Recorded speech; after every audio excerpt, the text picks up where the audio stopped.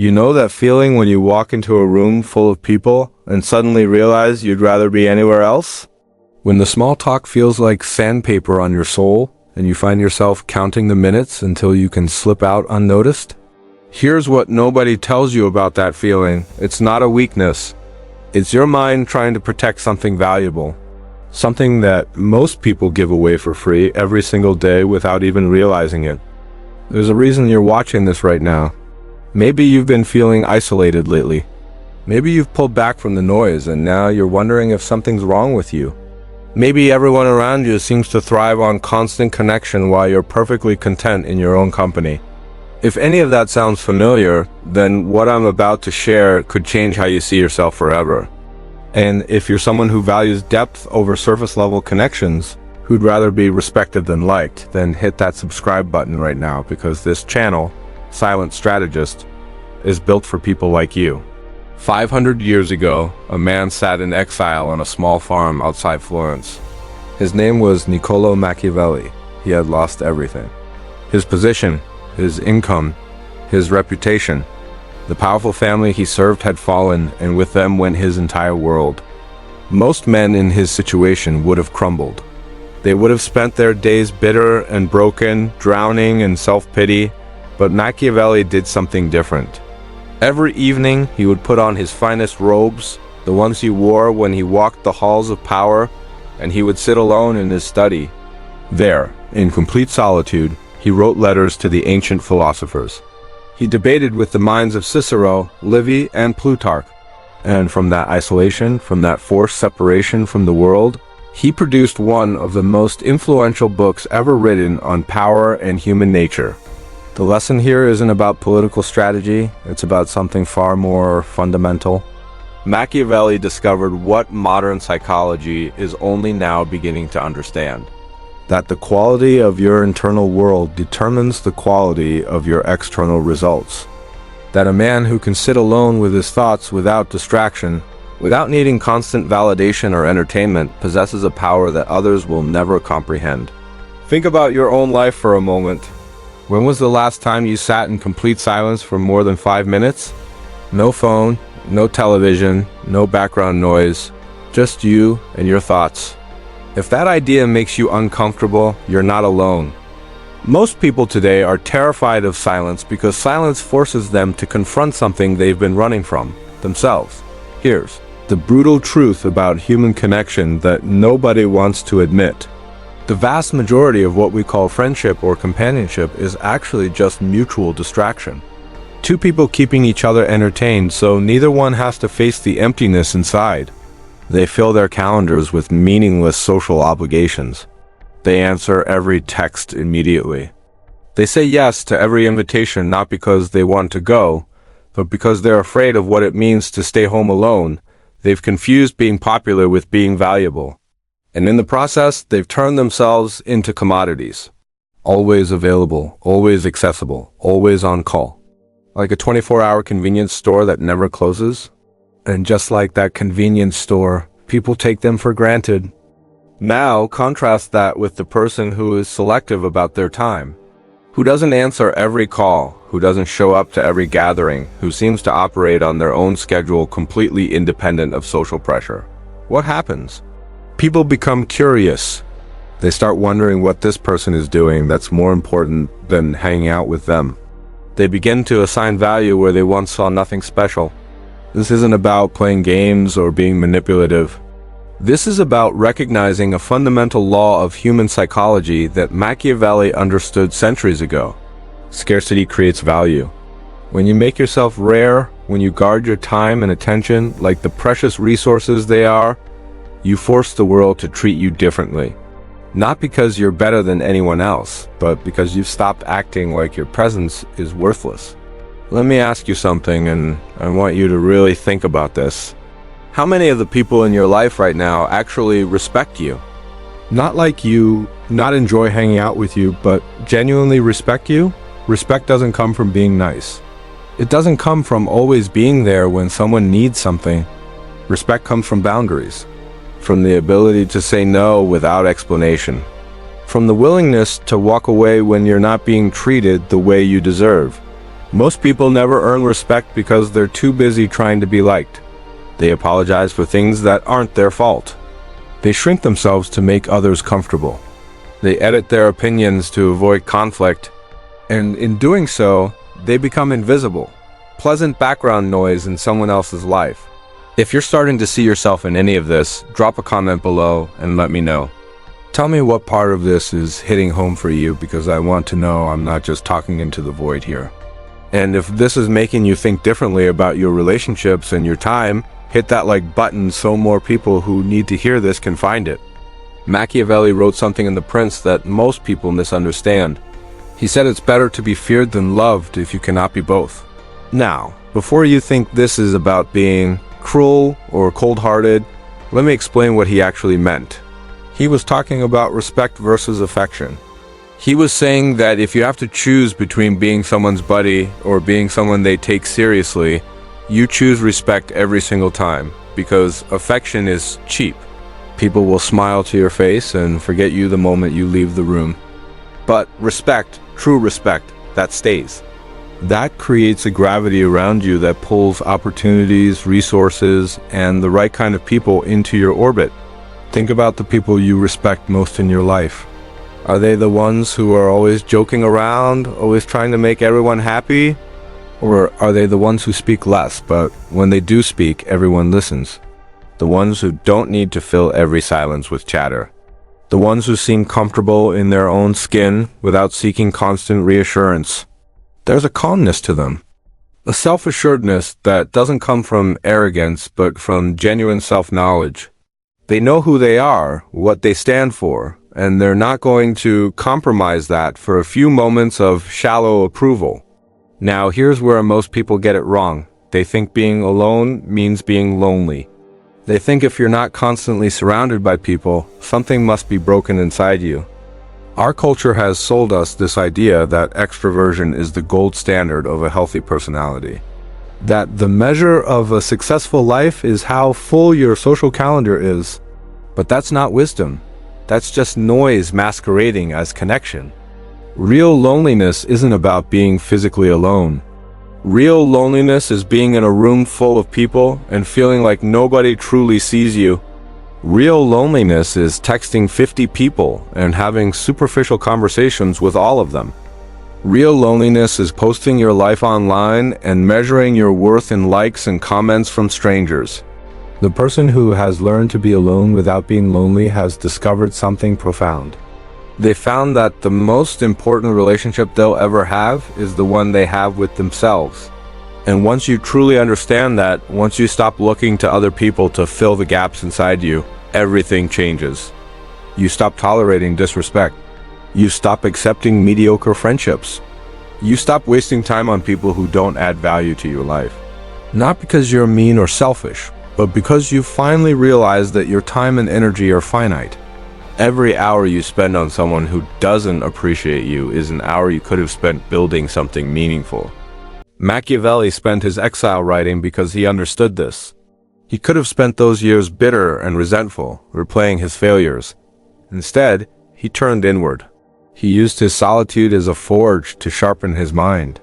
And the result was a body of work that has influenced kings, presidents, and leaders for half a millennium. That's the power of productive solitude. When you stop seeking validation from the external world and start building value in your internal world, you become dangerous in the best possible way. Dangerous to mediocrity. Dangerous to those who would take advantage of your kindness. Dangerous to the version of yourself that settled for less than you deserve. I want you to think about your last week. How much of your time did you spend doing things you actually wanted to do versus things you felt obligated to do? How many conversations did you have that left you feeling energized versus drained? How many people reached out to you because they genuinely cared about you versus because they needed something? If you're honest with yourself, the numbers probably aren't great. Most people spend the majority of their lives living for other people's expectations. They've built their entire identity around being helpful, being available, being the person everyone can count on. And then one day they wake up exhausted, resentful, and wondering why nobody seems to appreciate everything they do. Here's what Machiavelli would tell you about that. He'd say you trained them to treat you this way. You taught people that your time is unlimited and your attention is free. You showed them that they can take without giving. You proved that you'll always be there no matter how little effort they put in. And now you're surprised that they don't value you? You get what you tolerate. If you tolerate being someone's backup plan, you'll never be their priority. If you tolerate being interrupted, talked over, or ignored, that's exactly what you'll continue to experience. Not because people are inherently bad, but because you haven't shown them that there are consequences for treating you poorly. This is where the power of withdrawal comes in. And I'm not talking about ghosting people or playing petty games. I'm talking about a strategic recalibration of how you invest your most valuable assets, your time and attention. When you pull back from people who take you for granted, two things happen. First, they notice. Suddenly, you're not as available as you used to be. You're not responding to texts immediately. You're not rearranging your schedule to accommodate their last-minute plans. And that absence creates a vacuum. Second, and this is the important part, you create space for better people to enter your life. When you're not spending all your energy on relationships that drain you, you have capacity for relationships that fulfill you. If you've ever felt like you're giving way more than you're getting in your relationships, share this video with someone who needs to hear it.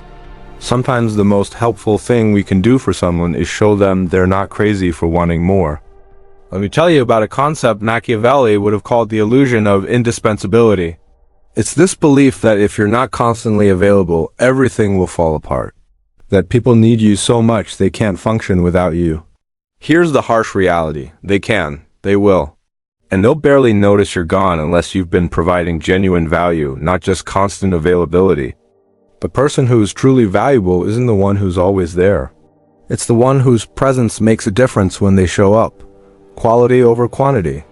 Impact over frequency. Depth over surface.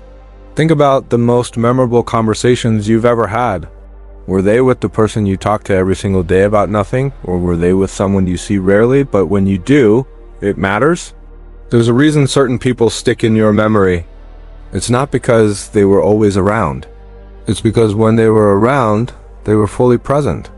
They weren't checking their phone. They weren't distracted. They weren't trying to be everywhere at once. They gave you their undivided attention, and that kind of presence is so rare these days that it feels almost shocking. This is what being alone teaches you. It teaches you to be present.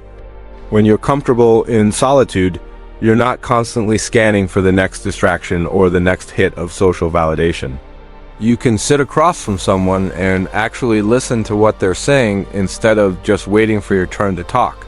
You can have conversations that go deeper than the weather and weekend plans. You become someone worth spending time with because you're not desperate for time spent. Machiavelli wrote that wise men are always learning from intelligent people because they recognize wisdom when they see it. But fools learn from nobody because they think they already know everything. Solitude is where wisdom happens. It's in those quiet moments when you're not performing for anyone, when you're not trying to impress anyone, that you can actually think clearly. You can process your experiences. You can figure out what worked and what didn't. You can make better decisions because you're not being swayed by groupthink or social pressure.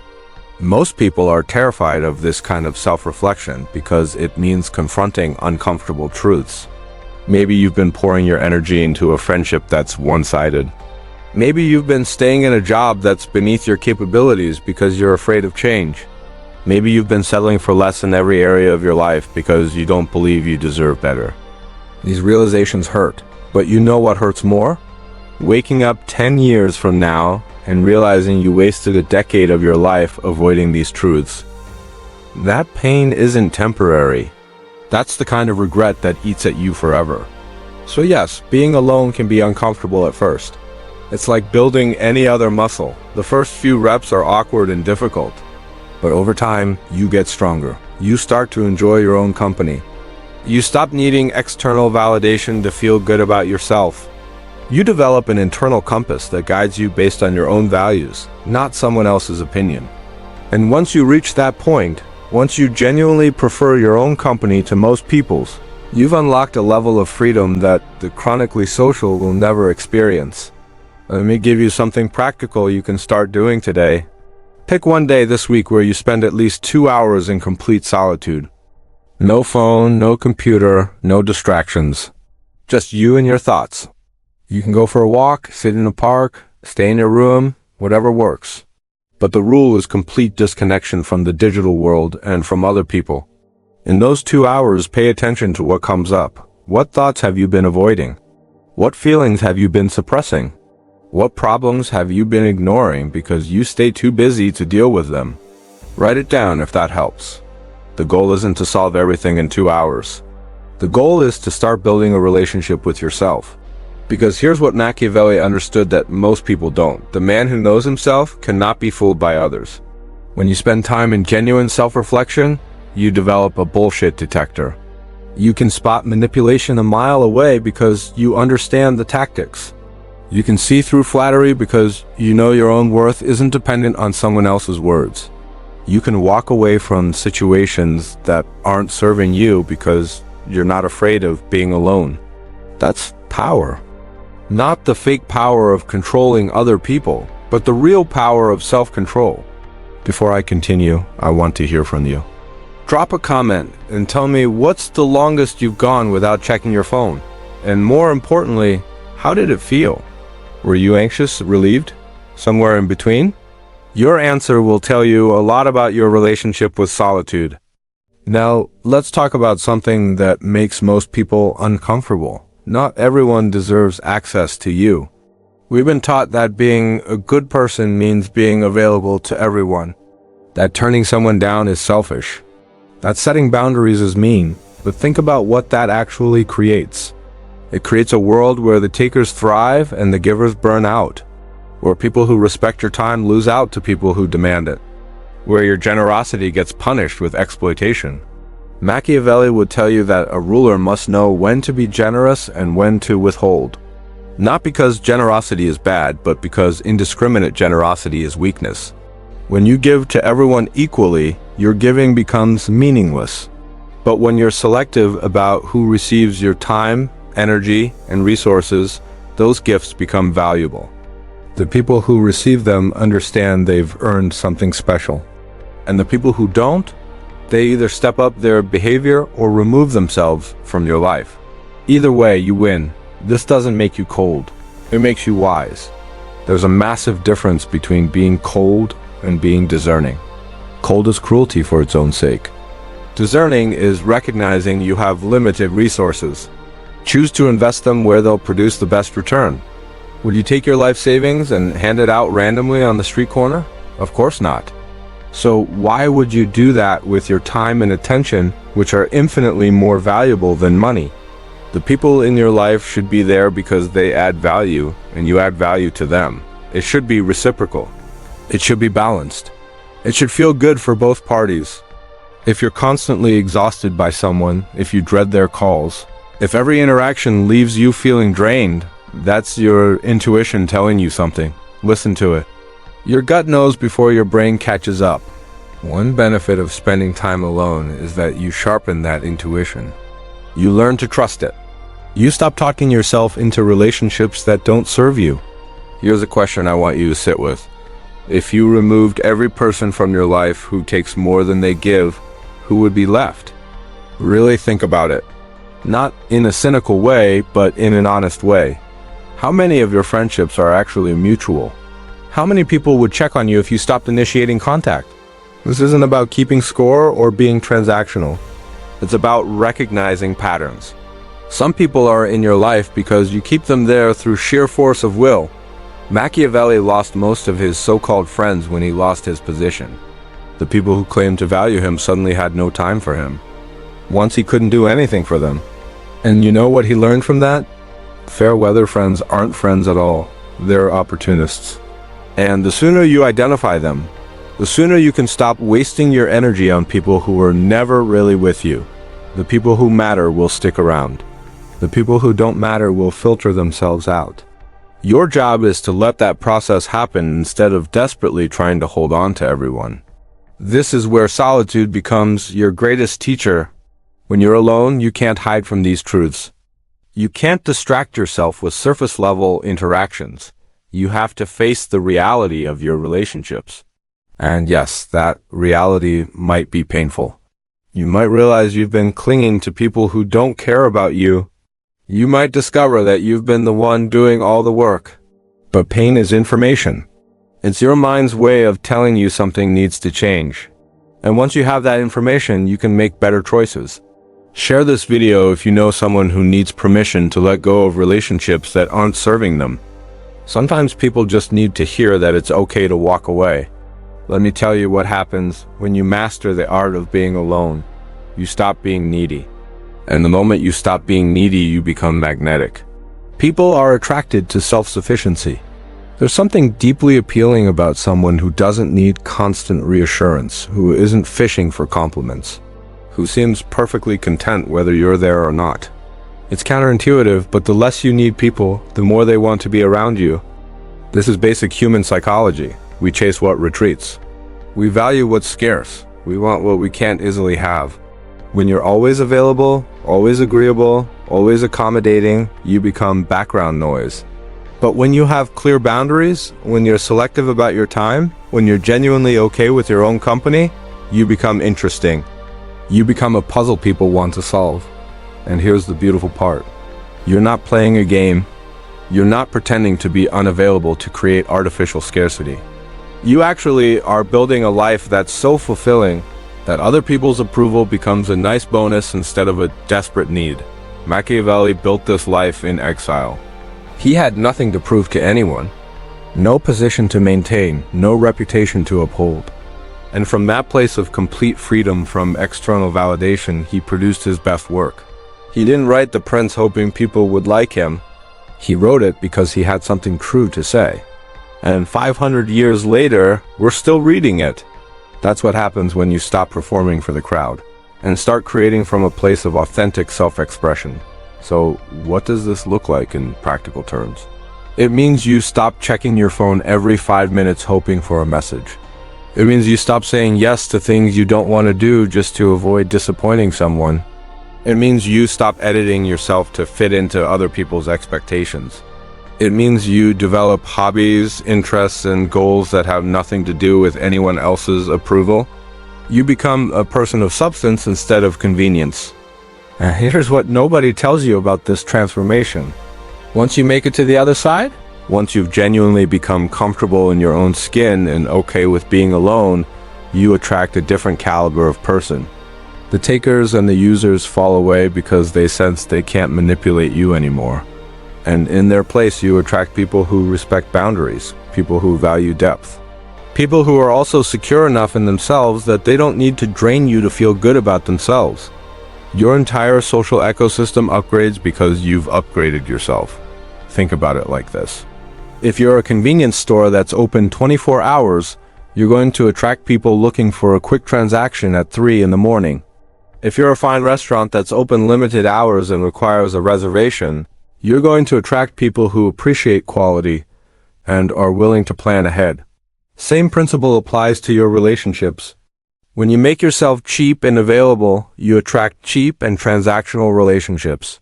When you establish value and selectivity, you attract people who treat you with value and selectivity.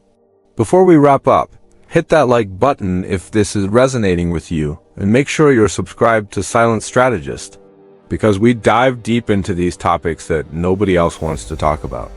The uncomfortable truths about human nature, power, and self-mastery that can transform your life if you're willing to listen. Here's my final thought for you. Machiavelli wrote The Prince as a guide for leaders, but the real leadership begins with leading yourself. You can't control other people's behavior. You can't force anyone to respect you or value you, but you can control how you show up. You can control your boundaries. You can control how much of yourself you give away. And most importantly, you can control whether you need other people's approval to feel whole. The path of solitude isn't for everyone.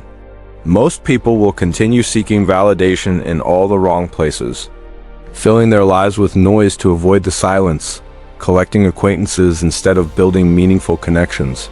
And that's fine, that's their choice.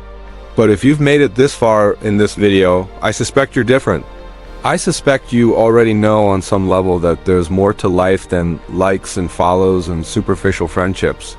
You're looking for something deeper, something real, something that lasts. And that thing you're looking for? It starts with you. It starts with being willing to sit alone with yourself and like what you find there. It starts with building a life so rich that other people's presence is an addition, not a requirement.